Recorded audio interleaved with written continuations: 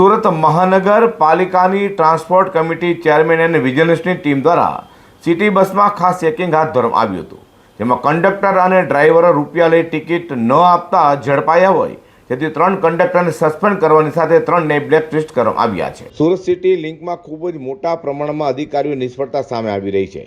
સુરત મહાનગરપાલિકા કરોડો રૂપિયાના ખર્ચ કરીને રજા માટે માસ ટ્રાન્સપોર્ટેશન સેવા તો શરૂ કરી છે, પરંતુ અધિકારીઓ યોગ્ય ધ્યાન આપતા ન હોવાને કારણે કરોડો રૂપિયા નુકસાન મહાનગરપાલિકાને દર મહિને થઈ રહ્યું છે. જનરલ મેનેજર પ્રવીણ પ્રસાદ અને ઇલેક્ટ્રિક એન્જિનિયર જલપાન મહેતાની કામગીરી સંતોષકારક ન હોવાનું ચેરમેન જણાવી રહ્યા છે. તેમના મતે અધિકારીઓ નિષ્ક્રિય રહેતા હોવાને કારણે કોર્પોરેશનને દર મહિને મોટું આર્થિક નુકસાન થઈ રહ્યું છે. ટ્રાન્સપોર્ટ કમિટી ચેરમેન તથા વિજિલન્સ અને તમામ એજન્સીઓના ચેકરો સાથે રાખીને સિટી બસમાં ખાસ ચેકિંગ હાથ ધરાયું હતું. બપોરે 12 વાગે ખરવનગરથી નીકળી ભાઠેના સર્કલ પર રૂટ નંબર 104 તથા રૂટ નંબર 254ની સિટી બસોનું ચેકિંગ કરાય.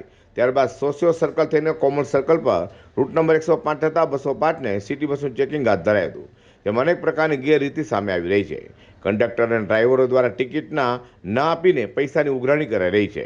તો કેટલાક કંડક્ટરો મુસાફરો પાસેથી રૂપિયા લઈને સીધા જ પોતાના ખિસ્સા ભરતા હોવાનું સામે આવ્યું છે.